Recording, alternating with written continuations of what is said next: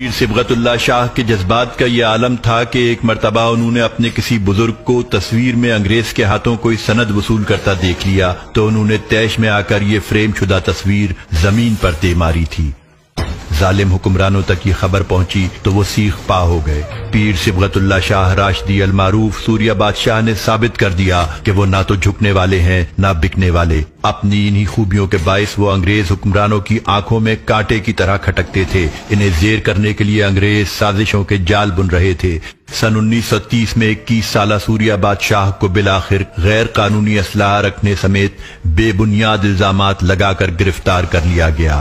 City magistrate Sukkur کی عدالت میں ان پر مقدمہ چلا۔ خان بہادر محمد ایوب کھوڑو کی کوششوں سے پیر صاحب نے 500 روپے یومیہ پر اپنے وقت کے جس مہنگے اور قابل ترین وکیل سے قانونی مدد لی وہ کوئی اور نہیں بلکہ محمد علی جناح تھے، جنہیں بعد ازاں تاریخ نے قائد اعظم کے نام سے امر کر دیا۔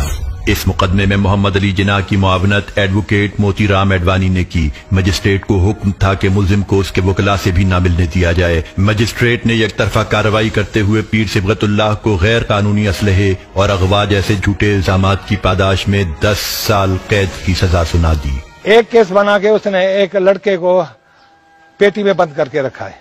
الٹیمیٹلی بعد میں پتہ چلا کہ اس کو بھی پیمنٹ اسپیشل برانچ سے ہو رہی تھی۔ دوسرا یہ کہ اس کے یہ غیر قانونی اسلحہ ہے۔ آرمز ایکٹ میں پروویژن تھا کہ امپورٹنٹ لوگوں کو پرمیشن دی جائے ویپن رکھنے کی وداؤٹ اے لائسنس، وہ ایک لیٹر ایشو ہوتا تھا۔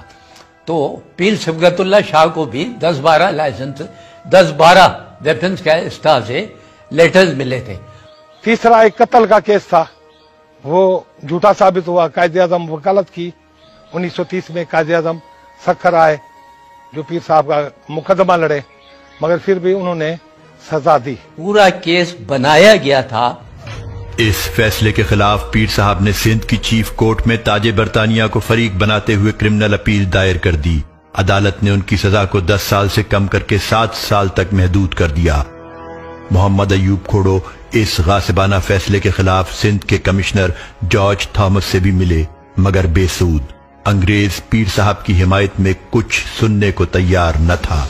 سن 1942 کی ہر تحریک پر گہری نظر رکھنے والے اس وقت کے ایک ایماندار سرکاری افسر میجر جنرل ریٹائرڈ وصال محمد اپنے مضمون میں رقم تراز ہیں کہ اس وقت کی بیوروکریسی میں افسران کی اکثریت پیر صبغت اللہ شاہ راشدی کے موقف کی خاموش حامی تھی، مگر انگریزوں کے وفادار کچھ افسران پیر صبغت اللہ کے خلاف انگریزوں کے پٹھو بن چکے تھے۔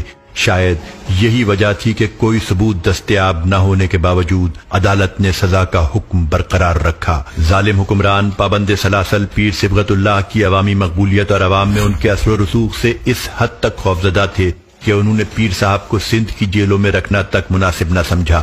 اپنے اہل خانہ، مریدوں اور دیگر ملاقاتیوں سے دور انہیں ڈھاکہ، رت نگری، راجشاہی اور میدنا پور کی جیلوں میں منتقل کیا جاتا رہا۔ یہ سب اپنے موقف سے ایک قدم پیچھے نہ ہٹنے والے اس مرد آہن کو قابو کرنے کے لیے کیا جا رہا تھا، مگر پیر صبغت اللہ شاہ راشدی سوریہ بادشاہ عہد کر چکے تھے کہ سندھ دھرتی سے انگریز کے سیاہ راج کا خاتمہ ہی ان کا مشن ہے۔ اپنے رہنما کی رہائی کے لیے ہروں نے سرکاری دفاتر کے باہر پرامن مظاہروں، دھرنے اور بھوک ہڑتال کا سلسلہ شروع کر دیا۔ جیل میں بھی پیر صاحب پر سرکاری مظالم جاری رہے، یہاں تک کہ انہیں اپنی آواز ایوانوں تک پہنچانے کے لیے 8 روز تک بھوک ہڑتال کرنا پڑی۔ بالآخر ایک سیشن جج نے جیل کا دورہ کیا اور فیصلہ کیا کہ پیر صاحب نے جیل میں کسی قانون کی خلاف ورزی نہیں کی ہے۔ یہ جج پیر صاحب کی بھوک ہڑتال ختم کروانے میں بھی کامیاب ہو گیا۔ اس نے کلیکٹر کی جانب سے پیر صاحب پر جیل قوانین کی خلاف ورزی کے الزامات کو مضحکہ خیز قرار دیا اور بالآخر سزا کے 7 سال مکمل کرنے کے بعد سوریہ بادشاہ کو میدنا پور جیل سے 25 نومبر سن 1936 کو رہائی نصیب ہو سکی۔ کہ جب وہ رتنا گیری جیل اور جیلوں میں رہا تو وہاں پہ پیر صاحب نے بہت بڑی اسٹڈی کی۔ آزادی کے بہت سارے وہاں پہ جو لیڈران ہیں ان سے پیر صاحب کی ملاقات ہوئی۔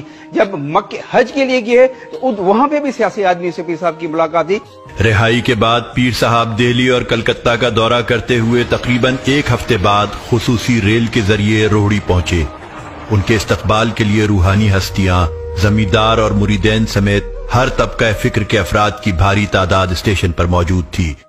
उस वक्त के गवर्नर सिंध सर लैंसलॉर्ड ग्रैहम ने एक बार फिर पीर साहब को अपने मौक़िफ़ से हटाने के लिए खैर सगाली के पैगामात भेजना शुरू कर दिए, मगर 7 साल तक कैदोबंद की सऊक़तें बर्दाश्त करते हुए पीर सिबगतुल्लाह शाह बर्रे सगीर की सियासत और अंग्रेज की रेशा दवानियों को खूब अच्छी तरह भांप चुके थे।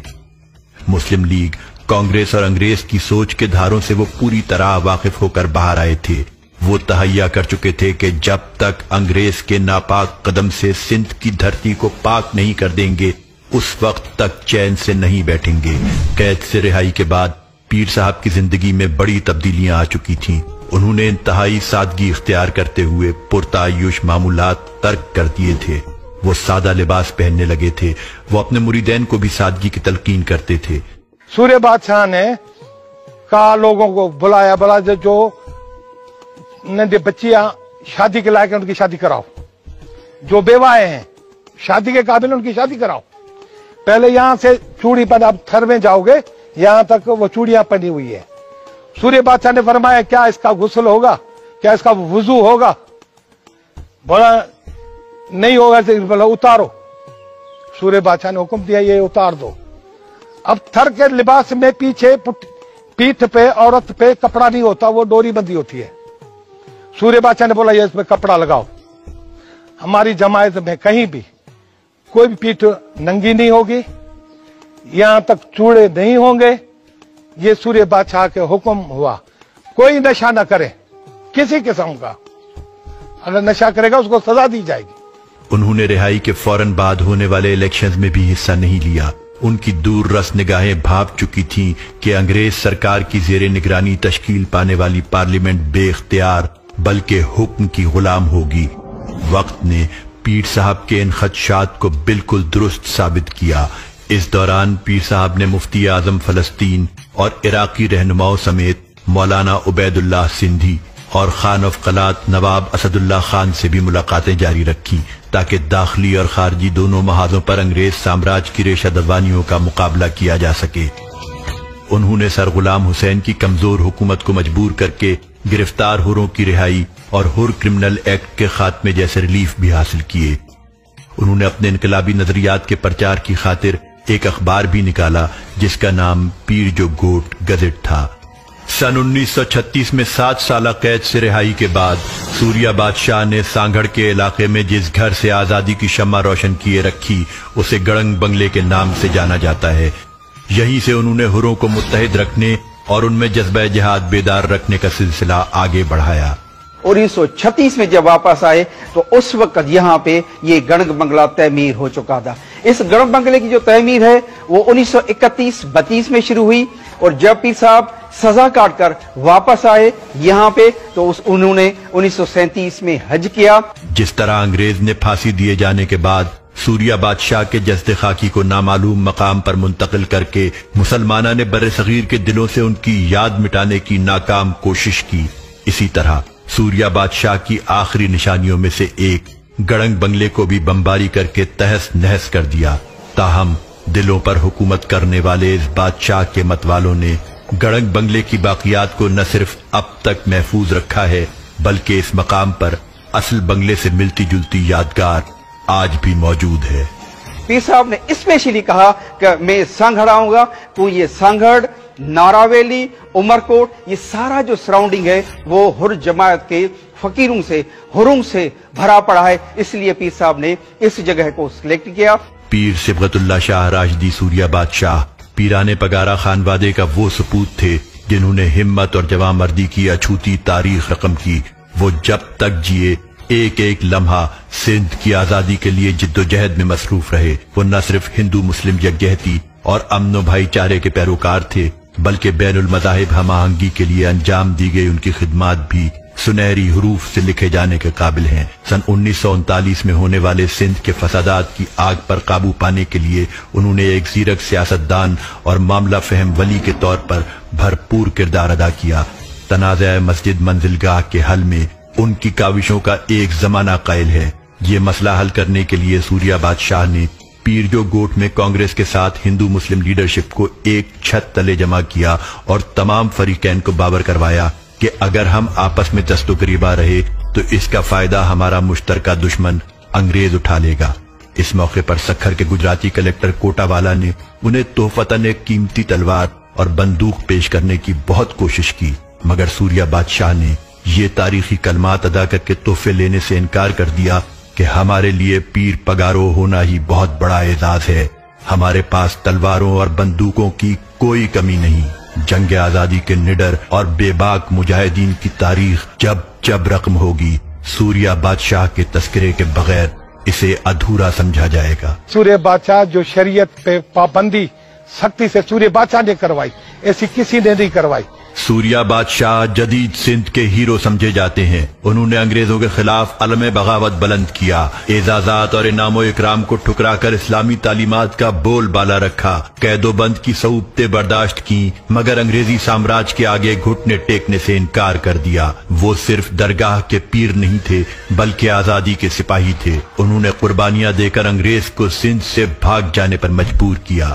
پیر صبغت اللہ شاہ راشدی سندھ کا فخر تھے۔ پگارا خاندان تاریخی طور پر شعراء، مصنفین، دانشوروں اور سیاستدانوں سے عبارت ہے، مگر جنگ آزادی کے جریح سپہ سالار کے طور پر سوریا بادشاہ نے بڑا کام کیا اور تاریخ میں اپنا نام رقم کروا دیا۔